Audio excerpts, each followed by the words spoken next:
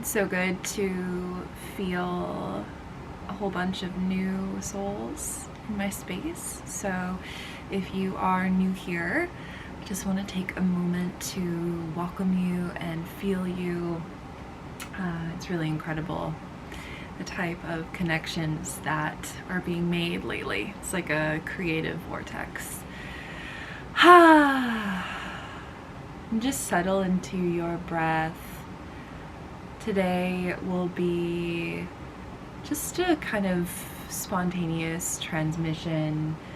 I was inspired to start recording video responses to questions that I've gathered from some of the beautiful people that have submitted through Instagram and also other places and platforms, mostly Instagram. I had a beautiful soul reach out and send me this question, which I will read aloud and then answer. Do you have insight on how to connect to my womb space and intuition when I'm not in the comfort of my home or I am traveling, etc.? So, what a beautiful question. And I find that some of my studies in the past couple of years have led me to looking at my doshas in Ayurveda. And this also is like an important theme in shamanism as well, and the other areas of spiritual wisdom that I study. And in the womb space, we actually have elemental properties, but we can get into that a little bit later. So just in terms of speaking from my own experience, I'm dual doshic. I am Vata Pitta, more mentally Vata and physically Pitta. So like my body tends to be a little bit more fiery, but there is a balance there as well with air. And I have gone through periods of really having a lot of air elements in my field, and in my astrology chart as well, there's a theme of air. Like I have 4 planets in Gemini, including my sun. So I would say if you're feeling ungrounded, when you're traveling, that's super normal. It just means that you have to create ritual or go into practices that make you feel more grounded or connected to earth element. So this may be literally, let's say you're not home, you're traveling somewhere, but you're arriving in a new space, a new place. Really beautiful practice is just taking off your shoes and walking, grounding on the earth. So grass, connecting to dirt, sand, wherever you are, whatever the landscape is. And as you connect to the ground, right, we have chakras in our feet. And what I've learned through practice and grounding activations is using the feet as powerful roots that we can almost drink earth energy into our bodies with, like straws, and seeing golden light or just energy move through the feet. My feet are tingling as I'm speaking about this too, so very real. Even if you start thinking about these ideas, it will start to shift and manifest in your field, right? Because our bodies are just antennas. And the second we think about doing something, it creates an energetic frequency in our field. So typically the chakras, the power centers in your feet will open up.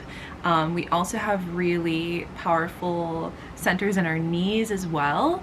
So as feminine beings too, if you have any sexual trauma or womb trauma, I've seen a pattern of it building up as residual energy around the knees and making the muscles tense, especially behind the knees. So if you want to check, just do a little bit of self-massage or pressing on the back of your knees and seeing if it's tender.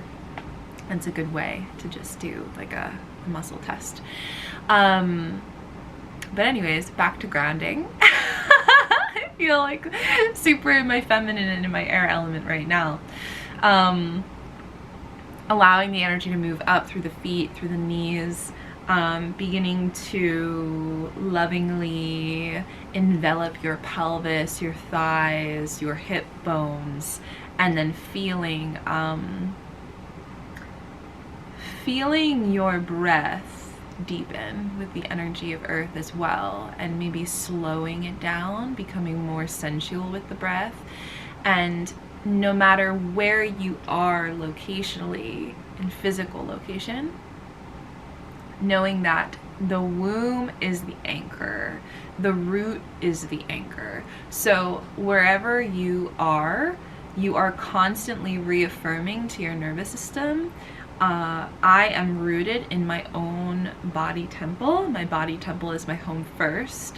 And it's so true that our physical homes, our houses, our apartments, our shelter, it is in harmony and is aligned with how we are grounded in our physical bodies. So typically when we have root chakra imbalances or yoni imbalances, if there's tension in your pelvic bowl and you realize it during intercourse or intimacy, typically there will be some sort of dis-ease around home as well. Or if there's no dis-ease or scarcity around home, or like making your rent or whatever, there's typically a resistance to organizing and cleaning your home, or loving on your home. Usually I find that those two things are mirroring each other.